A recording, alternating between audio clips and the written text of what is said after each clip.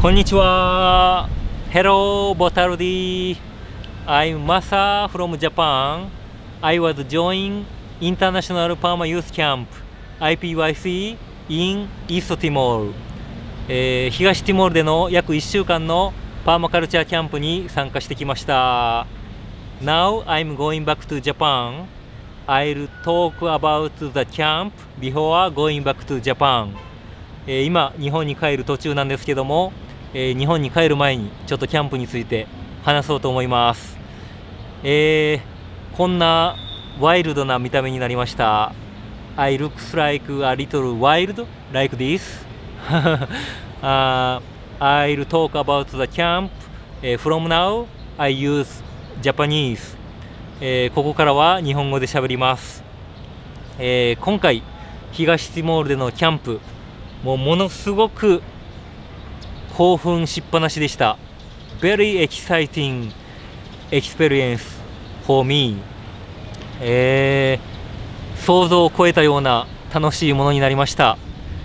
本当にありがとうございます。今回は東ティモールで、エゴレモスさんという、国民的なミュージシャンで環境活動家でもある方が、とても素敵な方がいるんですけども、その方とパーマカルチャーの仲間たちが主催された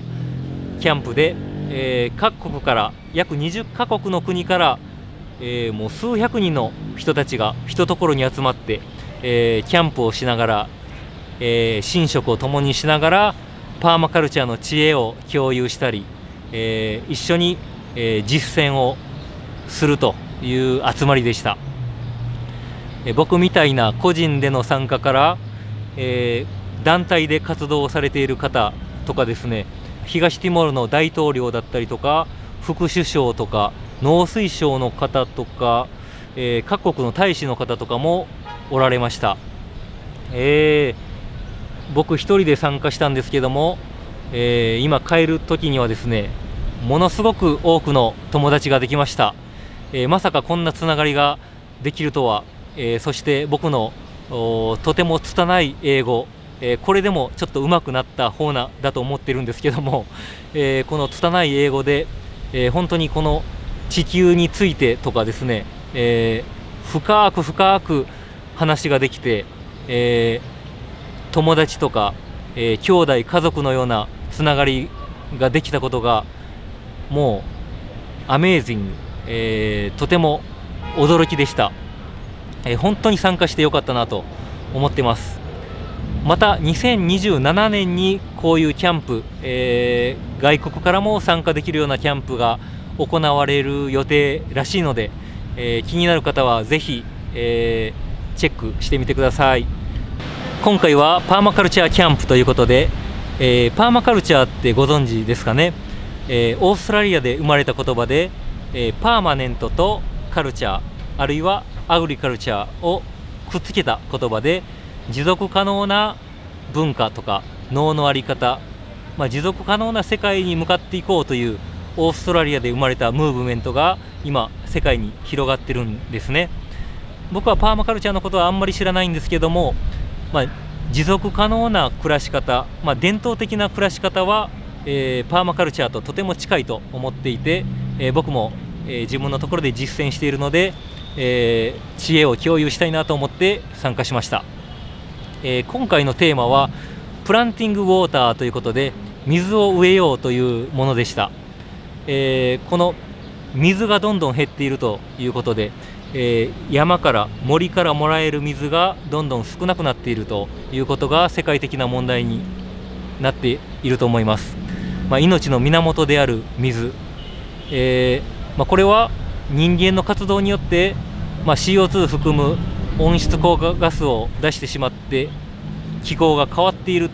という問題があると思います。そして東ティモールのローカルな原因でいうと、1999年に戦争によって森が焼かれたということであったり、その後人々が生活のために木をいっぱい切ってしまっていたりとか、または動物を放牧によって飼うことで、草がどんどんなくなってしまったりとかですね、そういう人間活動が複合的に合わさって山の水が減っているということが言われていました。なのでこういう人間の活動を、いかにね自然と調和したものに変えていけるのかということがまず考えないといけないことだと思います。そしてその少ない水をいかに、復活させていくかということで、エゴさんたちパーマカルチャーの方たちが実践していたのが、ウォーターコンサーベーションということで水の保全ということをされていました。一つは、ため池のようなものを作って水を蓄える。水が見えなくてもその下に、溜まっているということ、またはこうテラスを作ることで水の流れをゆっくりにするということで水をキープするということをされていました。エゴさんがそのキャンプ場にあるナチュラルスプリング、自然の泉に連れて行ってくれたんですけども、そこには水が流れていてですね、それは前は水が枯れていたけどもその穴を作ったり、テラスを作ることで水が復活したということを、言われていました。そういう場所を他にも見せてもらったんですけども、ティモールの各地で700箇所ぐらいの場所の泉がよみがえったということを聞きました。本当にそういう希望を感じるような、活動であったり、他にはですね僕が興味のある、種をつないでいくというところも見せてもらいました。その土地土地でつながれている伝統的な種を守っていこうという活動であったりとか、染め物だったりとか、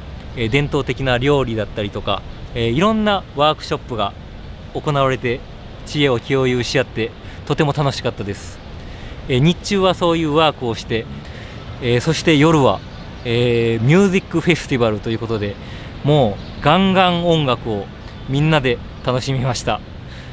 これの面白いところは、誰でも参加可能で舞台に上がれるということで、素人の人も音楽とか何か披露したいということであれば舞台に上がれるということで、またはプロのミュージシャンがやってきたりとかですね、もうめちゃめちゃ盛り上がりました。なんかこのキャンプのいいところはもうみんなが主役みたいな形で、もう僕みたいな名もない人でも日本からよく来たねということで、舞台に上がらせてもらったりとかですね、本当にね、そこに集まっている人たちはフレンドリーでした。ティモールの人たちは本当に、フレンドリーで、もう目が合うと、挨拶をして、そして握手をして、そして肩を組んで、僕一人で行きましたけど、一度もね寂しい思いをねしませんでした。これがって言ってみんなすぐ友達になって、とても幸せでした。本当に嬉しいつながりがいっぱいできて、キープインタッチ、これからも大切な友達で居続けたいなと思ってます。身につけてるものでもですね、これは、ティモールのアニスありがとう、帽子を交換しました。ティモールのレキシーハンドメイドのものありがとう。韓国のイスル、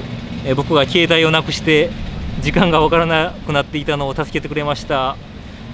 もうみんなありがとうございます。本当に助けられました。素敵な時間をありがとうございます。そろそろ、フライトの準備をしようと思うので行ってきます。ティモールの動画がいっぱい、あるのでこれから編集をしてまたアップしていこうと思うのでよかったら見てください。それでは皆さんそれぞれの場所で、元気で過ごしていきましょう。またGood luck. Please spend nice beautiful days. See you. これが